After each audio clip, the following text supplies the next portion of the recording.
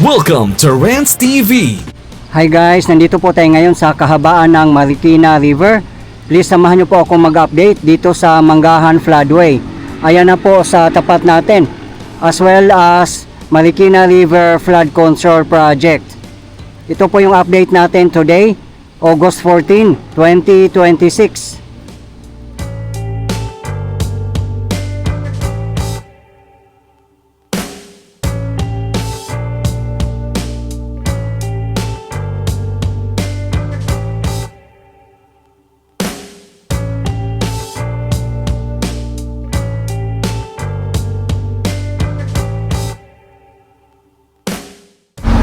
Yan po sa kanan natin ay Marikina River West Bank.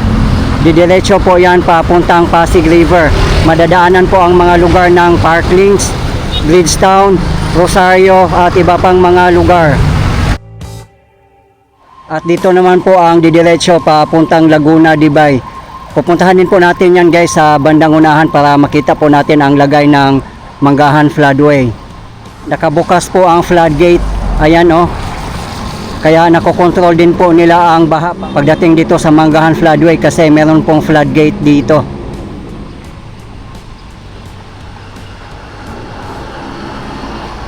Ayan, makikita po talaga natin dito na ang linis na po ng mga retaining wall na ginawa nila. Wala pong ka-damage talaga. Nilinis na po nila kaagad guys. Grabe.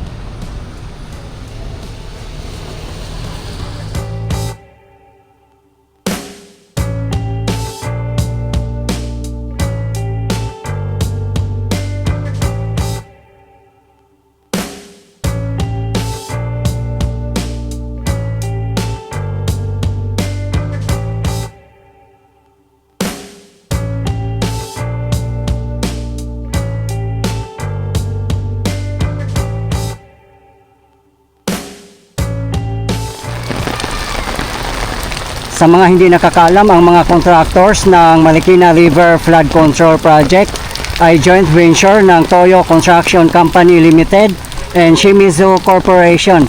Sila po ay mga Japanese construction firms. Ang mga workers naman po ay mga Filipino. Kaya nagkaroon pa rin po ng job opportunity ang ating mga kababayan. Ang project po ay nakakahalaga ng 57 billion pesos. Kabilaan po ang project guys at nagsimula po ito from Marikina Bayan in Marikina City up to Manggahan in Pasig City kung saan po tayo ngayon.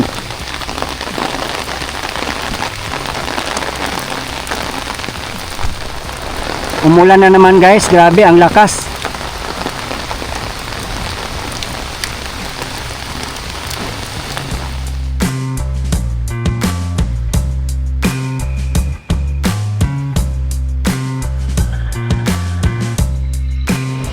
Dito na po tayo guys sa Amang Rodriguez Bridge.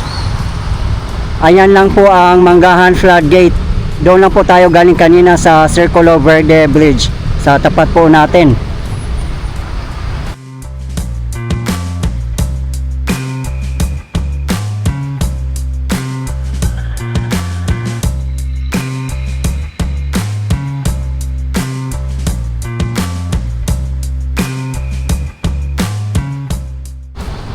Kung didiresyon po natin to ay palabas papunta ang Ortigas Avenue, Rosario, Pasig Palengke at iba pang mga lugar. Ang Manggahan Floodway ay ginawa po ito noong 1986 at nagkahalaga po ito ng 1.1 billion pesos. 10 kilometers ang haba ng Manggahan Floodway from Manggahan Pasig up to Laguna, Dibay. Madadaanan po ang mga lugar ng Pasig, Taytay, Cainta at iba pang mga lugar.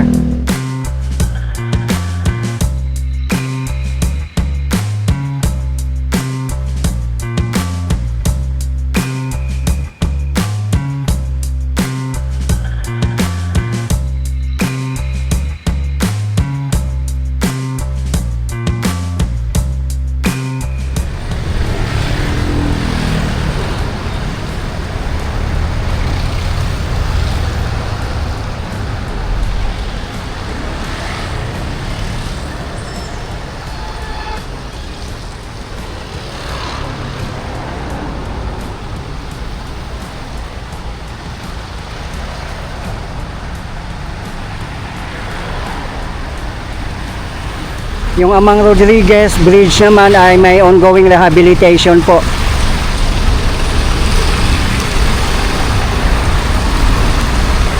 Diyan lang po sa bandang unahan natin ang Bridgetown and Rosario. Dito na po tayo sa kabilang side ng Amang Rodriguez Bridge.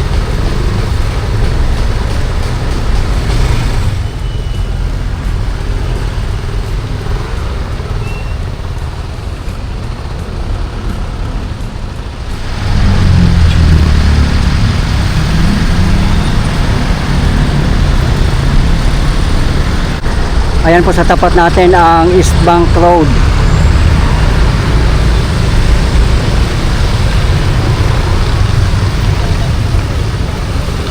Diyan naman sa kabilang side ay West Bank Road.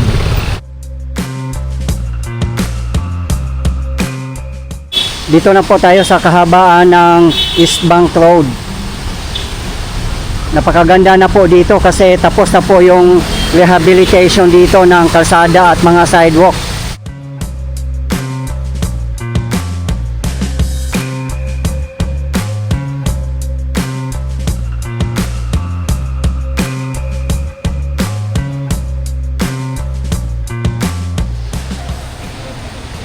Dito pa lang sa Pasig City, malulula ka na po sa mga improvements at mga infrastructures. Kaliwat kanan po ang mga projects dito sa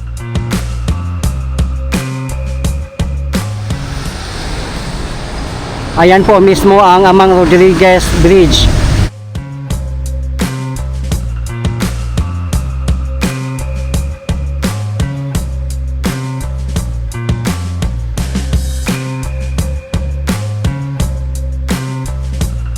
Meron pong pumping station dito.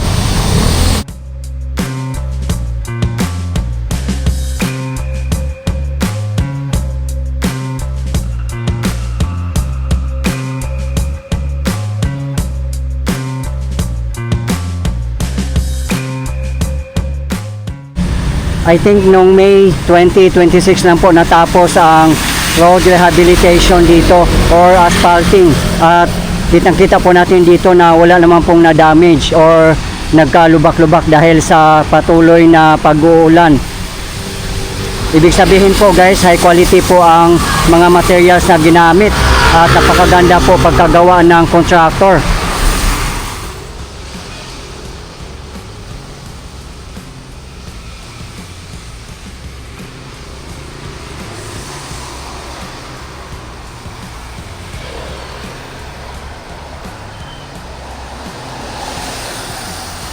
Napakataas din po ng retaining wall dito. Siguro nasa 5 to 6 meters din po. Diyan lang po sa bandang unahan natin ang kahabaan ng Ortigas Avenue. Yun naman po sa tapat natin ang West Bank Road. Pupunta din po tayo doon guys pagkatapos po natin dito. Napakaganda dito sa East Bank Road kasi ang daming mga puno at wala na po talagang mga illegal settler families nakatira dito. Ayan guys, so bawal magtapo ng basura dito. First offense 1,000 at seminar. Second offense 2,000 at seminar. Third offense 3,000 seminar at pagkakulong ng 30 araw.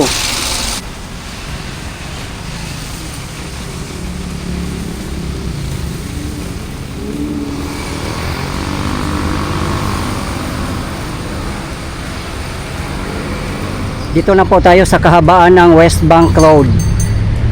Sa bagay dito yung kalsada ay hindi pa po kagandahan, siguro i-rehabilitate din po ito. Ayan na po ang kahabaan ng Amang Rodriguez Avenue.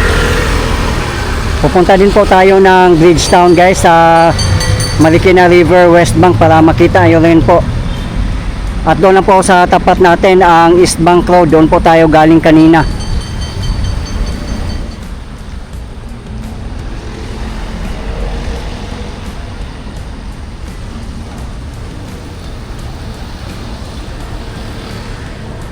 Diyan lang po sa bandang unahan natin ang Ortigas Avenue.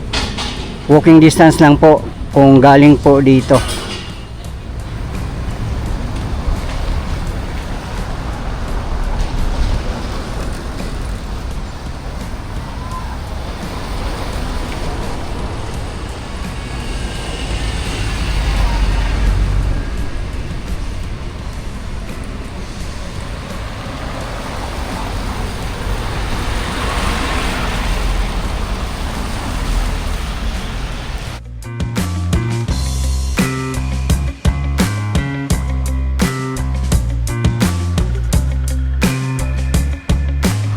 Nandito na po tayo sa Bridgetown.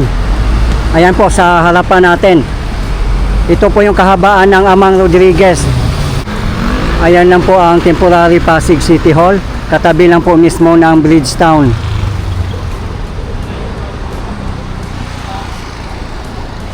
Nandito na po tayo sa Barangay Rosario. Ayan po ang kahabaan ng Ortigas Avenue.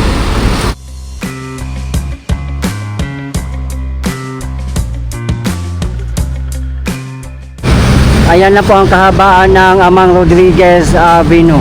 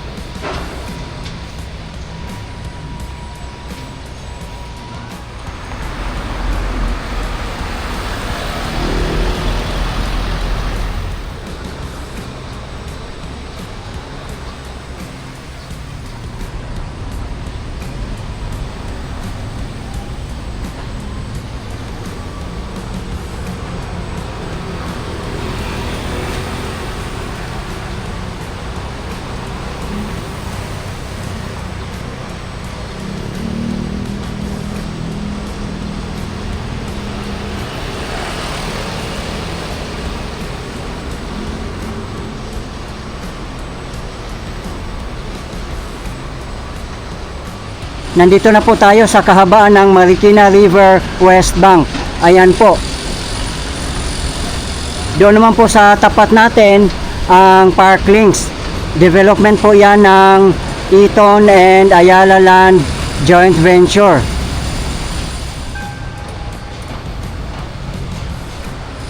Doon lang po sa bandang taas ng Parklinks ang Manggahan Floodway kung saan po tayo galing kanina. Ayan po ang existing flood control. Mababa lang po siya pero hindi rin po umapaw dito. Ang tubig baha naman po ay hanggang dyan lang po sa may damuhan. Diba guys, napakagaling, napakalaking tulong po talaga yung Manggahan Floodway. Kasi meron pong gate doon na magkocontrol sa baha. Dito po tayo nakapwesto sa The Iconic Bridge. Ayan lang po ang Opus Mall. One of the luxurious malls in Metro Manila.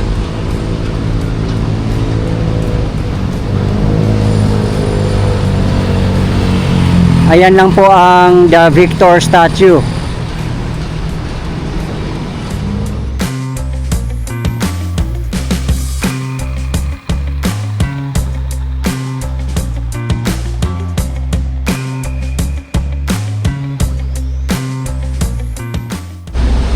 Dito naman sa kabilang side may ginagawa po silang project dito. I think Esplanade po ito. Pero abangan na lang po natin guys kung hanggang saan po itong ginagawa nila, kung magdudugtong po ba ito sa Parklinks, kung ito nga po ay Esplanade.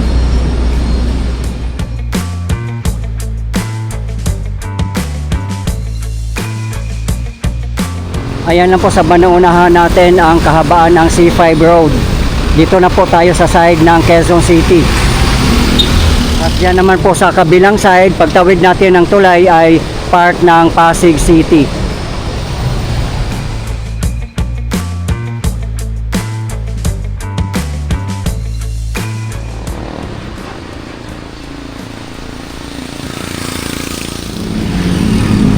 Diba guys, nakita nyo na po kung gaano kaganda ang bridge dito sa Bridgetown. Ito po ay isang private bridge ng RLC or Robinsons Land Corporation. Dito na po tayo sa kabilang side ng bridge. Ayun po sa tapat natin ang Rosario Bridge at kahabaan ng Ortigas Avenue. So ito na po yung Marikina River West Bank na didiretso po ito papuntang Pasig River. At from Pasig River ay didiretso na po papuntang Manila Bay. Diyan naman po na side ay wala po akong nakitang may retaining wall na ginawa.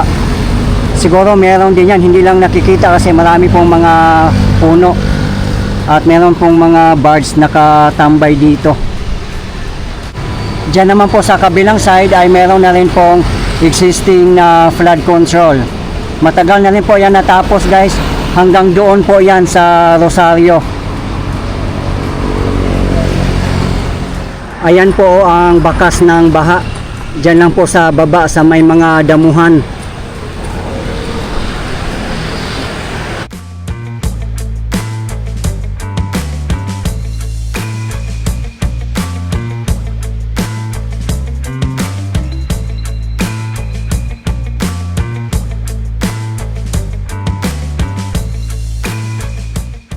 Nandito na po tayo sa F. Manalo Bridge or Steel Bailey Bridge. Dito po tayo sa side mismo ng Barangay Manggahan in Pasig City. Wala din pong nagtatrabaho ng mga workers dito. Pero meron pong nagbabantay. As of this moment ay normal pa rin po ang level ng ilog as you can see. At doon po sa bandang taas natin ay Barangay Santolan and Barangay Bagong Bayan.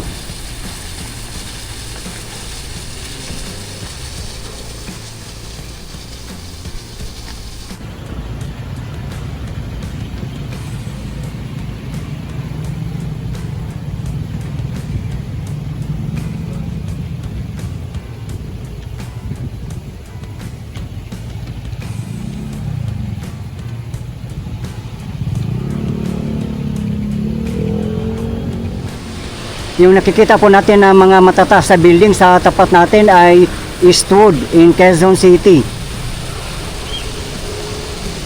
Ang laki na rin po ng improvement ng mga retaining wall doon. Almost done na rin po. Magkatapat lang po sila ng Barangay Santolan.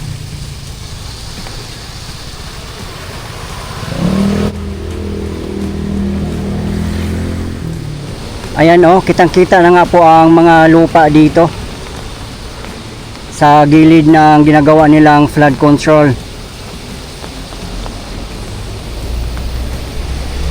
Grabe, hanggang ngayon umuulan pa rin po, halos buong araw na ay umuulan.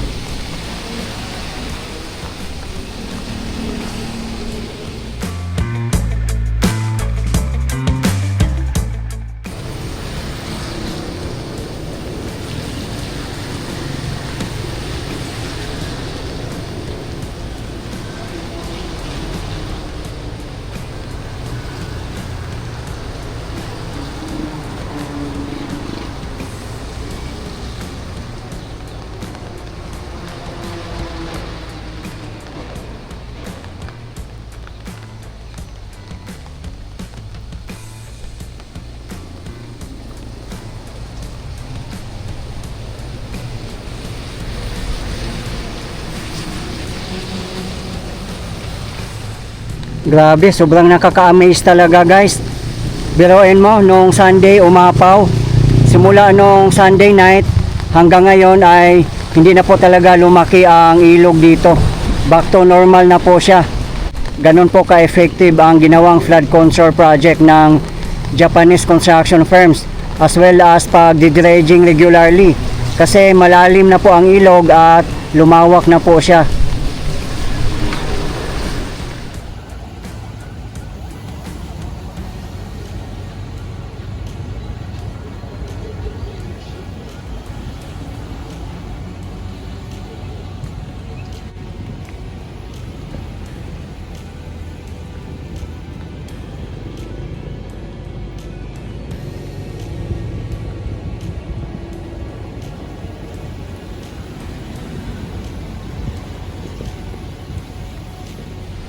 Dito naman sa side ng Barangay Bagong Bayan ay ang laki na rin po ng improvement ng mga retaining wall dito.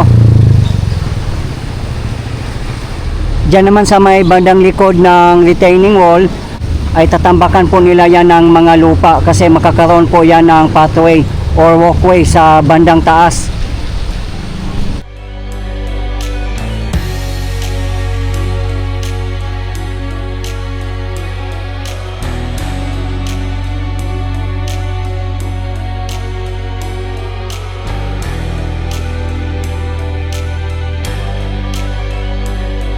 Dito na po tayo sa kabilang side ng F. Manalo Bridge sa may Circulo Verde.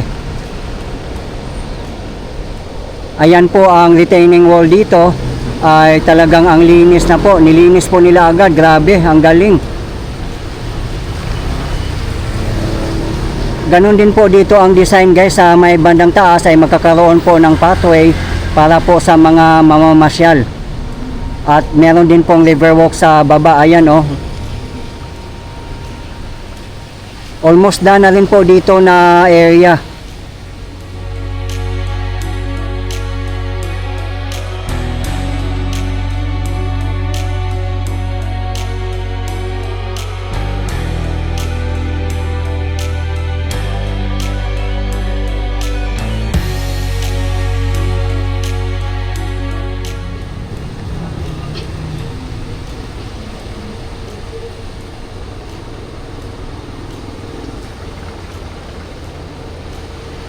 Doon lang po tayo galing kanina sa Circulo Verde Bridge. Dito na po tayo ulit sa side ng Barangay Manggahan. Yung retaining wall naman po dito na area, may kunting natitira po doon. Baka yan po ang provision siguro para sa hagdanan.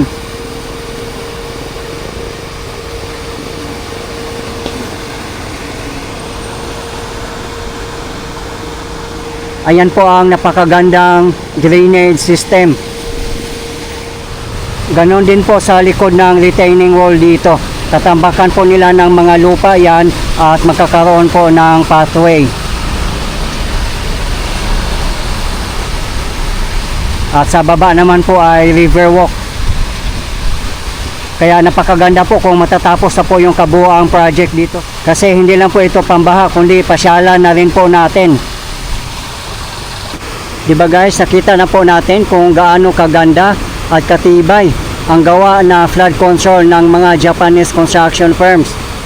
Talagang wala pong ka-damage or mga nag-collapse na mga retaining wall. Despite na hindi pa po ito tapos at napaka-effective na, what more kung matatapos na po ang project.